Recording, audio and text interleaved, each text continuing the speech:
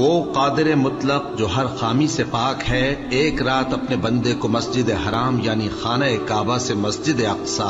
یعنی بیت المقدس تک، جس کے چاروں طرف ہم نے برکتیں رکھی ہیں، لے گیا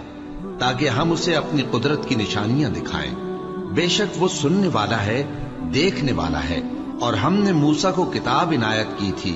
اور اس کو بنی اسرائیل کے لیے رہنما مقرر کیا تھا کہ میرے سوا کسی کو کارساز نہ ٹھہرانا۔ اے ان لوگوں کی اولاد جن کو ہم نے نوح کے ساتھ کشتی میں سوار کیا تھا، بے شک نوح ہمارے شکر گزار بندے تھے، اور ہم نے کتاب میں بنی اسرائیل سے کہہ دیا تھا کہ تم زمین میں 2 دفعہ فساد مچاؤ گے اور بڑی سرکشی کرو گے۔ پس جب پہلے وعدے کا وقت آیا تو ہم نے اپنے سخت لڑائی لڑنے والے بندے تم پر مسلط کر دیے، اور وہ شہروں کے اندر پھیل گئے، اور وہ وعدہ پورا ہو کر رہا۔ پھر ہم نے دوسری بار تم کو ان پر غلبہ دیا اور مال اور بیٹوں سے تمہاری مدد کی اور تم کو جماعت کثیر بنا دیا۔ اگر تم نیکوکاری کرو گے تو اپنی جانوں کے لیے کرو گے، اور اگر اعمال بد کرو گے تو ان کا وبال بھی تمہاری ہی جانوں پر ہوگا۔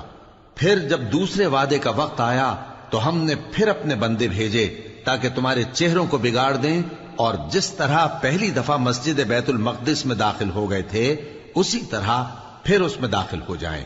اور جس چیز پر غلبہ پائیں اسے تباہ کر دیں۔ امید ہے کہ تمہارا پروردگار تم پر رحم کرے، اور اگر تم پھر وہی حرکتیں کرو گے تو ہم بھی وہی پہلا سلوک کریں گے، اور ہم نے جہنم کو کافروں کے لیے قید خانہ بنا رکھا ہے۔